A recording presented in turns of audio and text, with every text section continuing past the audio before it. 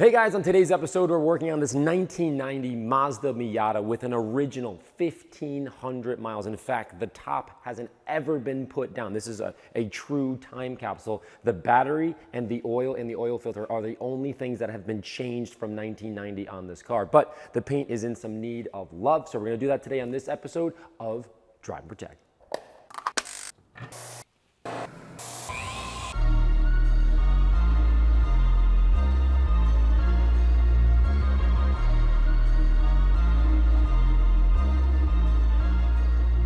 This is a first-gen Miata purchased in July of 1990 and has been hiding in a Long Island garage its entire life. The owner passed away, causing the estate to now look for a new home for this time capsule.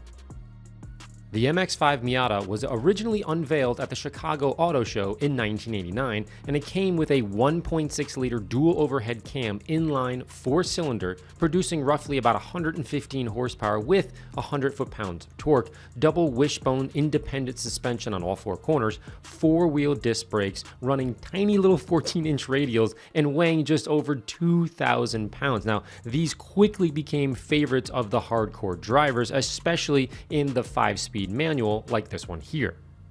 Although the speed itself isn't staggering with a 0 to 60 in 8.9 seconds and a top speed of about 116 miles an hour, however, the miles per hour are off the charts, and you're guaranteed to find at least one of these at every single track day in the country. Amazing, affordable, fun sports car. Anyhow, the owner was a fellow neurotic car collector who kept every piece of paper, from the sales to the repairs to window stickers to even each insurance card over its lifetime. Completely crazy. I love it. His estate mentioned that the convertible top has never been put down. The only thing that's changed is the oil and the filter every single year, despite really only being driven the majority of its 1,500 miles in its first 3 years, meaning from 1990 to 1993. That's it. So for my first step is just to get the car on the lift and remove the wheels to see if there's anything that's been living inside underneath besides the spider webs that I'm seeing everywhere. Like a glove. This one goes here. Front wheel goes here.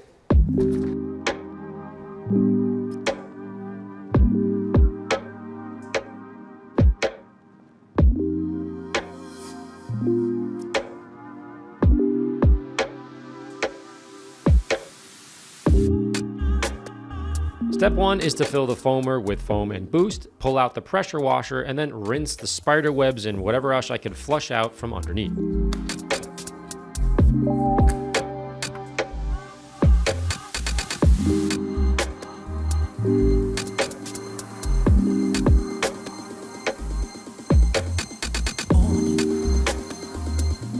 Next, I coated the undercarriage and let the cleaner soak in a bit before scrubbing.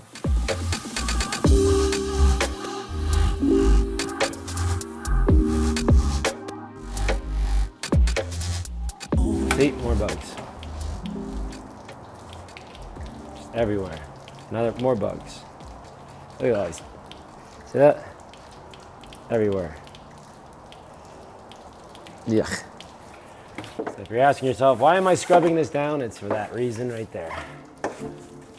Look at this. Even the boot is clean, which is like never clean. Look at that.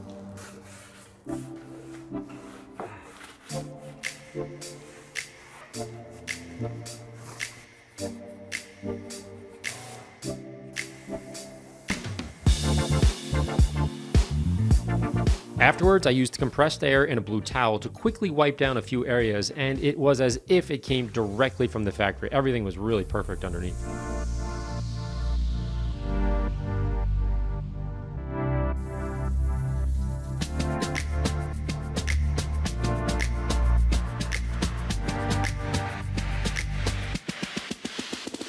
With the bottom now inspected, bugs removed, and everything touched up, I power washed the paint.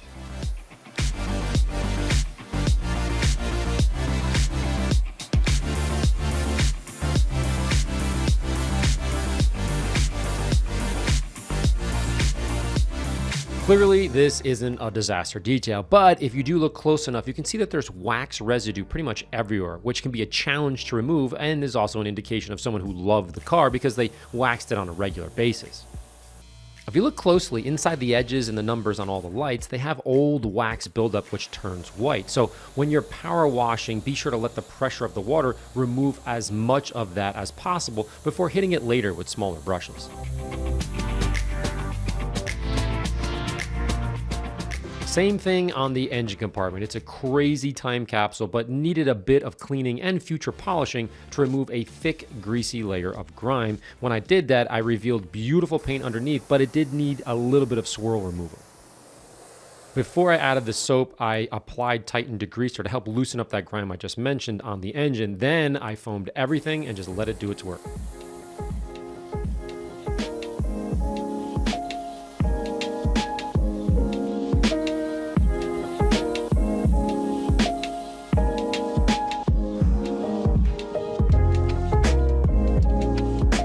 Next, I filled both the paint and wheel bucket with foam in Brute respectively, along with a paint microfiber towel and the wheel brushes.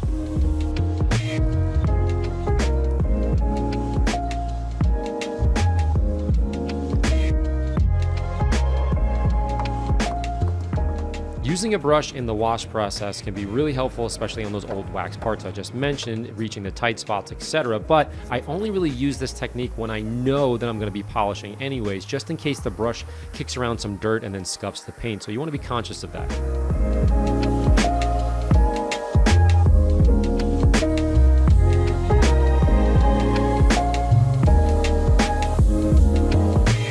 After the final rinse and blow dry, I focused on the wheels, which weren't really that bad, but needed some love to match the upcoming paint restoration. To do this, I rinsed first, sprayed Plum wheel cleaner, and then scrubbed with a 2-tier wheel brush on both the wheel and the tire as well.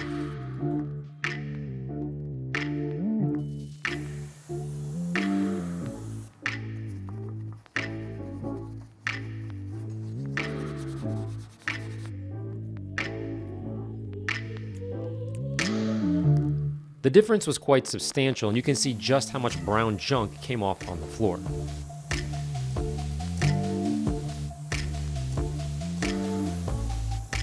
Okay, at this point, the undercarriage, the wheels, the wheel wells, and the engine are clean. Same thing with the paint. You can hear there's no contamination. Why? Because this car was left inside. It's also single stage. I just did a test panel, and we're using a foam pad with foam pad polish. You're doing 1 or 2 passes, blowing it out, and it works absolutely fantastic. Why? Because the paint is incredibly soft. Typically on Miatas, but this one here is very soft. Now, as a detailer, you sort of have to step back. There's 2 kind of interesting points here. One, the gentleman who owned this has since passed. This has gone to his estate and is going up for sale, and obviously here for me to kind of prep it and get it to look at the best.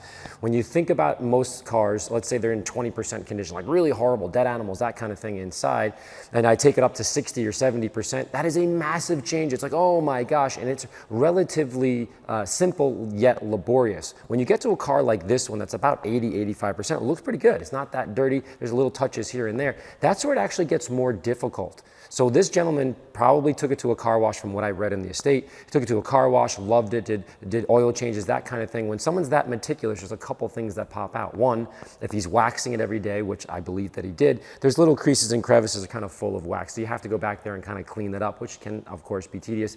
Second, when somebody is trying to buy a car with 1,500 miles, like when this goes up for sale in the auction or estate or wherever it's going, right? When it goes up there, the person who's going to buy a 1,500 mile car is going to inspect this like crazy. So the level from going like an 80 or 85 and bringing it up to 95%, the higher or closer you get to 100, meaning a perfect car, Concourse, Pebble Beach, the harder it becomes to make that perfect. So keep that in mind when you're doing this. So if you're looking at go, oh, this is an easy job, it's actually a harder job to do from a relative perspective versus cleaning dead animals out, that kind of thing. So keep that in mind when you're taking on a project like this. Make sure you charge appropriately. Make sure you give enough time to be able to give it what it actually needs and deserves. So in this case, 1-step polish, we're gonna do the rest of the car. It's gonna look awesome.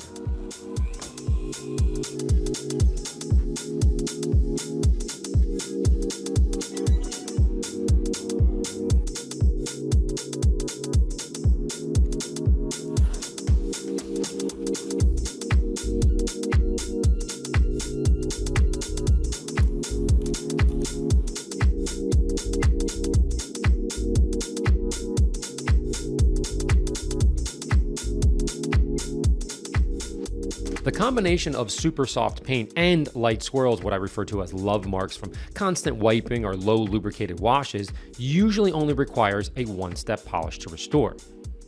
Now, this is great for you as a detailer because it avoids a two-step process. Of course, it's much faster and less taxing on your body, meaning physically. But from the car's perspective, you're typically removing less paint with a one-step polish than you would with a two-step compound and then polish, especially only with 3 to 4 mils at most on the car. So soft paint for the win here.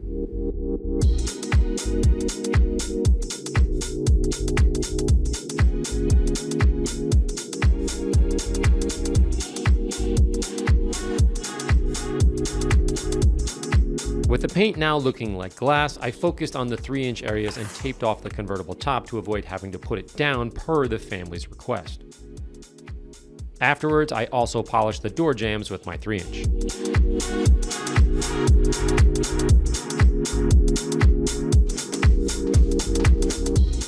Lastly, I polished under the hood jambs, and the edging compartment by machine and hand.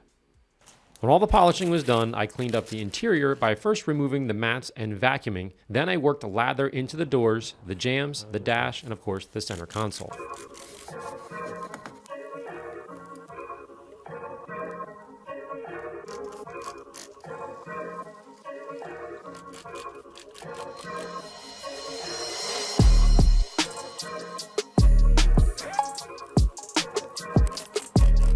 For the cloth seats, I used shag first, rubbed it in by hand instead of a brush because the seats are a bit unique in terms of the soft cloth material. With shag and the fibers, I then used the steam vac to suck out the remaining dirt in the cloth, the carpets, and of course the floor mats.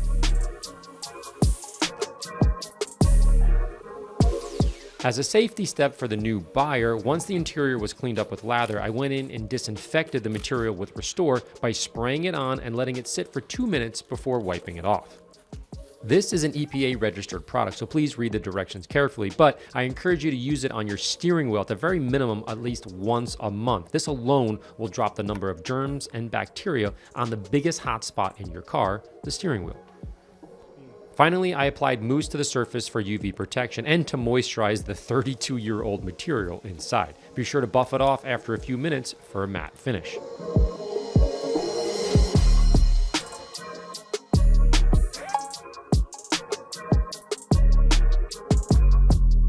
Next, I went back to the wheels and applied Gelée Pro, both front and back side. Same thing on some of the exposed suspension components as well. While the coatings were curing, I played with all the heavy wax buildup areas. Now, to do this, I used wrapper remover and a seam and stitch brush. After spraying the solvent on the heavy wax buildup, use the seam and stitch brush to gently agitate the area, make sure that you're not scuffing the area at the same time, and then gently wipe it dry. On non-painted areas like the lights and the reflectors, you can use a little bit of a stiffer bristle brush on the stubborn areas. After installing and torquing the super light and tiny wheels, I noticed the plastic hubcaps had some dried up wax in them too, sort of hiding the black contrast on the wheel from Mazda to the silver. It just didn't look good. So it was now time for toothpick therapy, so enjoy.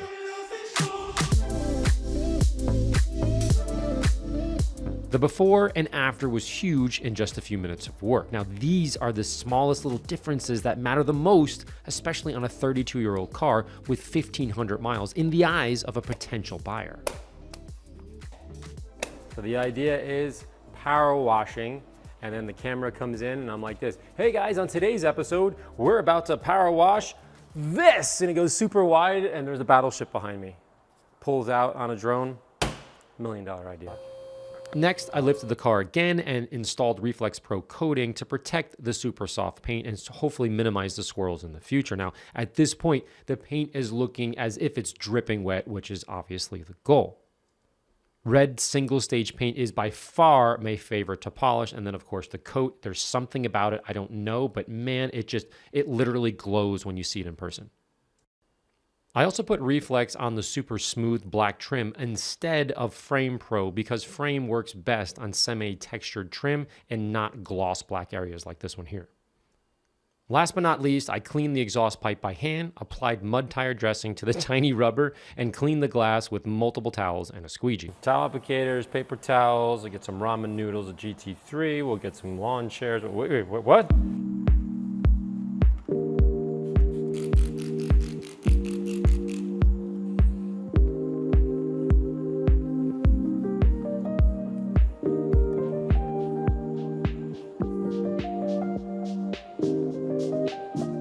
For the convertible top, I put a super light layer of mousse just for the UV protection aspect and then buffed it off immediately afterwards, and it looked great, especially when we pulled it outside.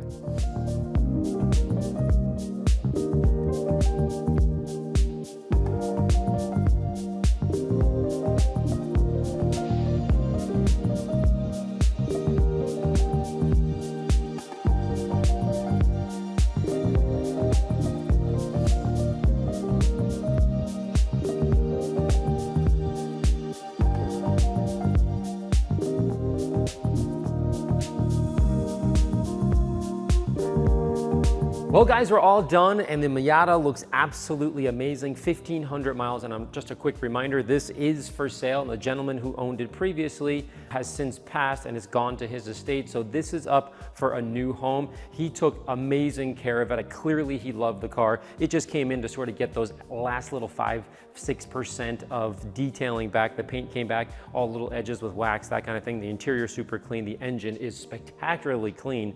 So if you're interested, I'll put a link in the description down below. Hope you enjoyed. I love saving these things, and I hope to see this thing back out on the road very soon. As always, guys, thanks for watching. I'll see you next time.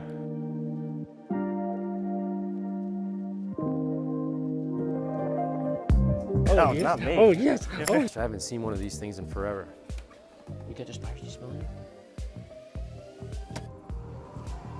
The fastest thing's gone in 10 years.